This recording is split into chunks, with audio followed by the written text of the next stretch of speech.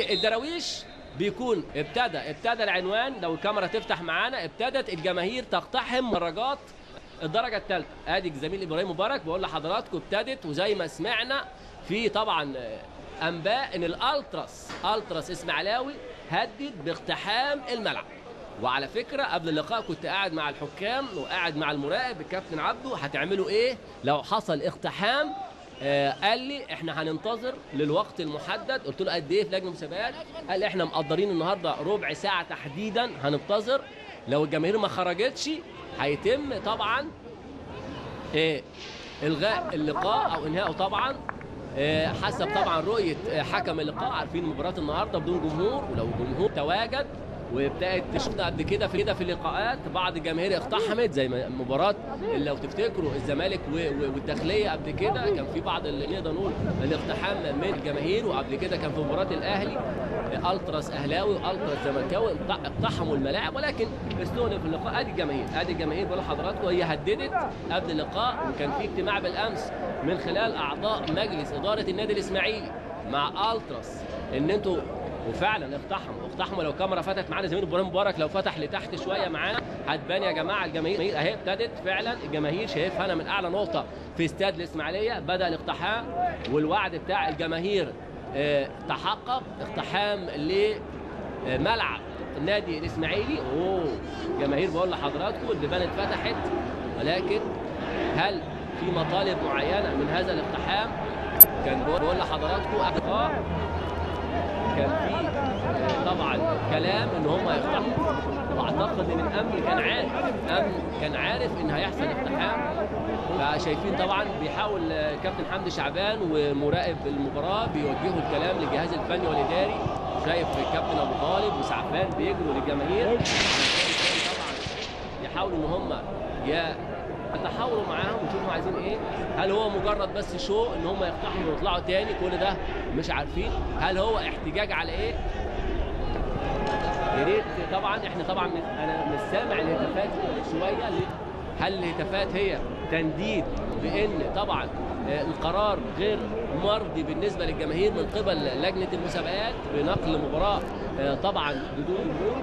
وادي في بعض الاصابات اللي شايفها طبعا. ادي رجال الاسعاف بيعالجوا احد الافراد في ارض الملعب، خد طوبه كده من الجماهير اللي اقتحمت الملعب.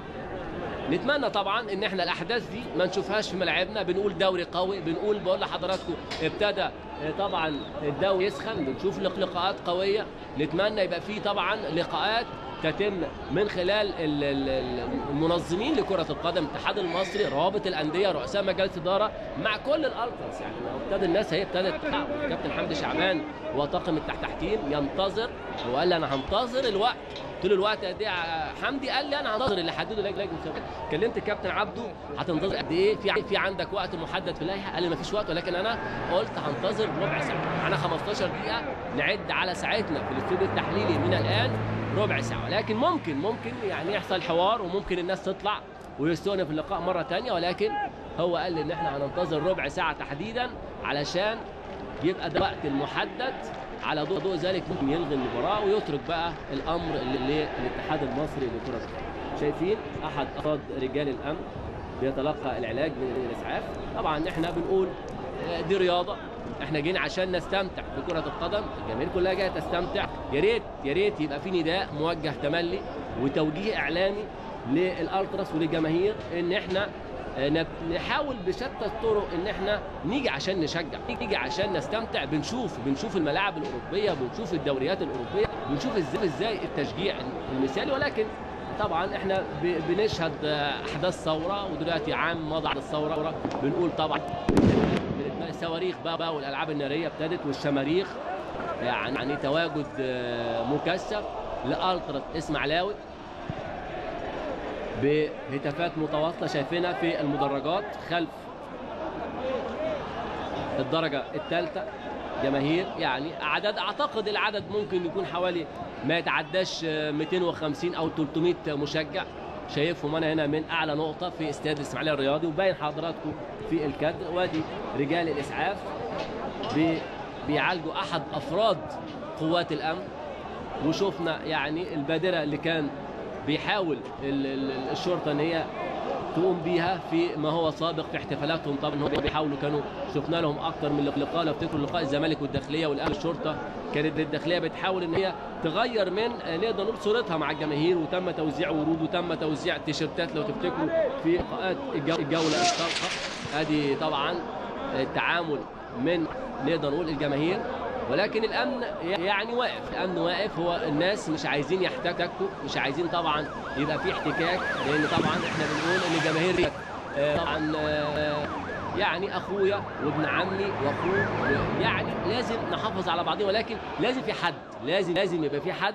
يعني اعتقد ان الراجل اللي نصاب ده في العربيه اللي احنا شايفينها ده ملوش ذنب، ده جاي عشان يؤدي دوره، يؤدي خدمه، هو جاي عشان يؤدي خدمه، ملوش ذنب. ولكن لسه الهتافات ولسه الاقتحام من الجماهير. ابتدى العدد بقى يتزايد، بقول لحضراتكم في البدايه كان 300 500، ممكن دلوقتي العدد زاد لان خلاص شافوا ان الامور سهله بالنسبه لهم، فابتدى الاقتحام يكون من المدرج اللي موجود بجانب طبعا درجات الدرجه الثالثه اللي موجوده طبعا في استاد اسماعيليه. ابتدى العدد يزيد شويه بعد لحظه، ممكن العدد يبقى كتير جدا جدا. نتمنى طبعا يبقى في تعامل وادي حوار بين اداري النادي المصري مع كابتن حمدي شعبان. اكيد بيقول انا هستنى الوقت المحدد، نقدر نقول 15 دقيقه زي ما قال. دلوقتي احنا وصلنا للدقيقه 12 من اجمالي طبعا اللقاء، لكن الاقتحام اعتقد كان في الدقيقه 7 من عمر اللقاء. عموما في انتظار ما هو قادم، يعني ابتدت الناس تستجيب، وابتدينا بقى نشوف رجال القوات المسلحه ما كانوش موجودين على فكره في البدايه. ابتدينا نشوفهم رجال القوات المسلحه بيتواجدوا في استاد الاسماعيليه الرياضي، وابتدت النداءات تجيب نتيجه. ابتدت الجماهير تطلع. هل عارفين ان الوقت لو وصل للوقت المحدد ممكن فرقتهم تخسر طبعا احداث نقدر نقول اللقاء. 3 نقاط لسه بقول ديربي، والنادي الاسماعيلي ابتدى يخش، بقول لحضراتكم بقوه، بيحتل المركز الخامس برصيد 24 نقطه. المصري بيحتل المركز السابع 22 نقطه، يعني لسه الفرصه قائمه للنادي الاسماعيلي وايضا للنادي المصري. وادي ابتدت الجماهير يعني بتحاول ببعض اشارات، لكن الحوار جاب نتيجه من الكابتن ابو طالب العيسوي وباقي اعضاء الجهاز الفني والاداري للنادي الاسماعيلي ان هم يطلعوا.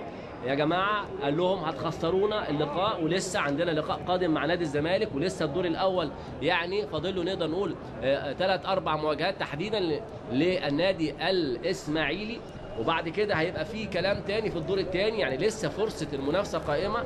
اعتقد ابتدت الجماهير تحس بالوضع اللي بتحس بيه فرقتها.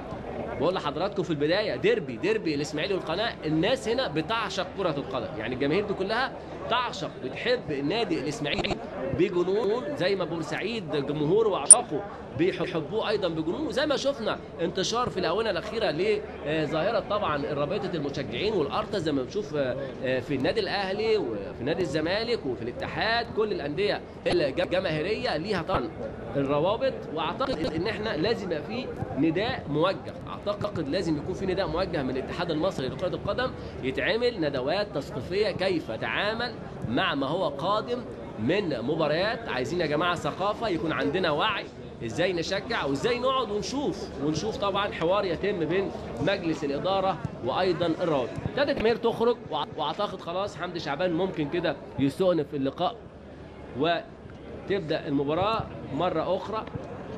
طبعا هو قال لي انا هوقف الساعه عند وقت طبعا المحدد، وهستكمل بالوقت الطبيعي علشان الناس تكون عايشه، مش كل ده هيبقى وقت بدل ضايع. هو الراجل هيستكمل اللقاء مره ثانيه. اعتقد